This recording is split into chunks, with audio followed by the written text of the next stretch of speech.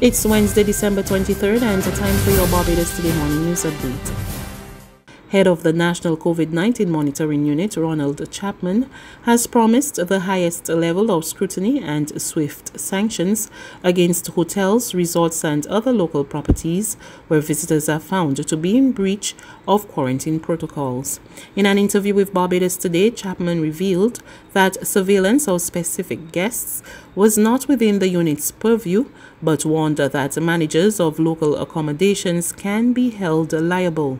The public health official explained that arriving passengers are given a red wristband at the island's ports of entry, which indicate that they are supposed to enter and remain in quarantine at an approved government facility or at an approved property, including select hotels, villas, and guest houses. He, however, noted that while the unit is tasked with approving quarantine facilities, the National Quarantine Manager in the Ministry of Health and Wellness is responsible for managing breaches of quarantine. Health and Wellness Minister Lieutenant Colonel Jeffrey Bostic is adamant that Barbadians were given all of the information at his disposal regarding a small spike in COVID-19 cases over the weekend that was eventually linked to a cluster. And he, along with Tourism and International Transport Minister Senator Lisa Cummins, have reaffirmed their confidence in the country's existing protocols and monitoring mechanism. It comes on the heels of Monday's publication by Barbados Today about details of a breach of quarantine protocols involving at least one UK visitor that resulted in a small COVID-19 cluster on the West Coast. At the time, we were dealing with 14 cases over a period of 2 days, and it did indicate that there was a particular situation which you are referring to that was under active investigation, and that once we have all the information, and if it warranted us coming back to the press and to the country to speak to that particular situation, that we would have done so. 3 persons, yes, and I did state that there were 3 persons and a family, and obviously there would have been some contact tracing in relation to that particular situation. And at that time, there was no telling as to what the results of the contact tracing would have been, so I could not give anything specific. I've subsequently indicated that all of the persons identified through contact tracing have been tested for a first test. All tests have come back negative. Those persons remain in quarantine until we do a second test. And they said that we are satisfied and we feel comfortable in the Ministry of Health and Wellness that this is not going to cause us any real issues. During a press conference on Tuesday, questions were raised about the UK's new, more transmissible strain of COVID-19, as well as Barbados's decision to continue welcoming visitors from that country. However, Minister Bostic said there was no need to increase the harshness of existing protocols. He also addressed concerns raised on social media about recent gatherings, including a party in the area of 1st and 2nd Street at Old Town St. James, where partygoers on the country's tourist belt were not observing physical distancing or wearing masks. Rules apply across the board to everyone on this island, but I'm sure you will appreciate that our officials cannot be everywhere and at every time. And so we depend on persons, members of the public, to report when they see situations that they think should not be happening. We investigate. We have people on the ground from the monitoring unit that are going around and they're checking on things and trying to keep things stable.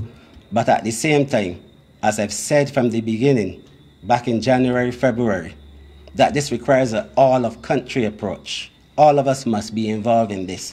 And if persons see things that are happening that they really know should not be happening and that are in contravention of the protocols, they should let us know and we will respond to those situations. Meanwhile, Tourism Minister Senator Lisa Cummins said that as many as 3,000 people have been landing in Barbados daily since commercial flights resumed in July.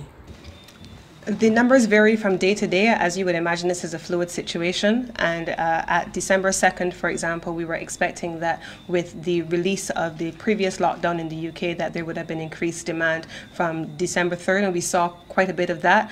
But then obviously we saw that the UK went back into lockdown, and you have seen some provinces, particularly the largest provinces in Canada, are equally going into lockdown. And so long-range projections are challenging, but what we can say to you is that on a day-to-day basis, we are monitoring the arrival numbers in terms of both projections and actual, and on a daily basis it could range from somewhere in the vicinity of 400 persons up to just under 3,000 persons on a daily basis. Store operators and vendors in the north of the island are hoping for an improvement in business in the last hours leading up to Christmas. Like operators in the city, businesses in Speightstown tell Barbados Today sales have been slow over the past few days. We're pretty last minute, so I expect like Christmas Eve day to be a little bit more crazy. But also, I usually have a balance of tourists and locals. So from the tourist point of view, it has been very quiet. Yeah. Right, you're not getting enough flights in. But yeah. in terms of the throughout the year leading up to this point, how would you describe business? Well, you know, with everything we have been through this year, you know, I would say it has been okay. You know, you've just managed to keep your head above water. How do you find business going into Well, this season? not too bad today.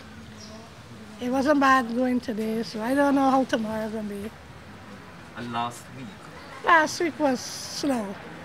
So it's no. Yeah, now like picking up, right. But did it reach your expectations so far? We only have 2 days to go. Oh, well, I don't know. Yeah, we don't see people don't have money to spend, so whatever little bit they have, they just make do with. There's regional and international news after this short break.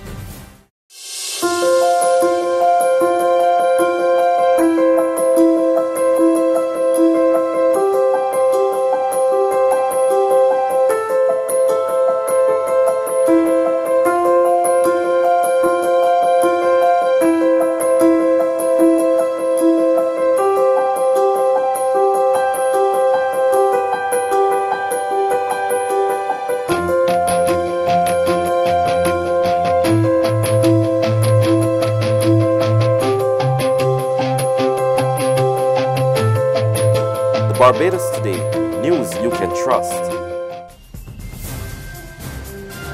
To news from the region now, St. Lucia records 16 new COVID-19 cases, taking the country's virus toll to 303.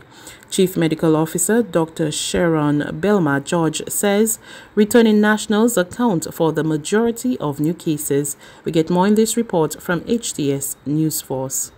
14 of the 16 cases are returning nationals who were within a government quarantine facility. They have all been transferred into isolation upon receipt of their positive results. One case is a 22-year-old male national from the Gros-Islet district who is the contact of a previously diagnosed case. A visitor is included in the bevy of new cases. Tuesday, December 22, 2020, the Ministry of Health and Wellness received confirmation of 16 new cases of COVID-19. This is from a total of 162 samples tested. This brings the total number of cases diagnosed in country to date to 303. One case is a 31-year-old female non-national who was tested as per national protocol. This individual was placed in quarantine at a COVID-19 certified hotel and has now been transferred into isolation upon receipt of the results. Health officials continue to stress the effectiveness of quarantine to manage the spread of COVID-19. St. Lucia also recorded a total of 2 recoveries, bringing the total number of active cases to 35. All cases are currently in care and are stable, and none of them require critical care. And finally, U.S. President Donald Trump has issued pardons to over a dozen people, including 2 figures convicted of lying to the FBI during an inquiry into Russian meddling in the 2016 presidential election. The president has also urged Congress to amend a $900 billion coronavirus relief bill. More from CBS News. It really is a disgrace. The White House said the president intended to sign the $900 billion COVID relief bill, but instead tonight he surprised everyone by calling on Congress to go back to the bargaining table. I am asking Congress to amend this bill and increase the ridiculously low $600 to $2,000 or $4,000 for a couple.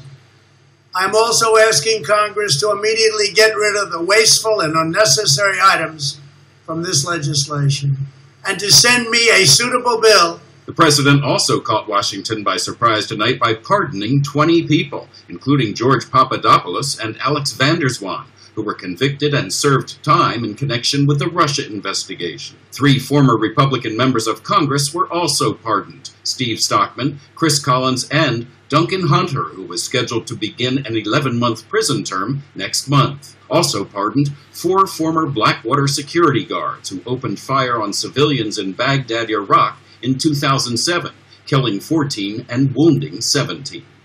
As for the COVID relief bill, both houses of Congress passed it overwhelmingly. Now the question is whether Congress will simply dare the president to veto the bill.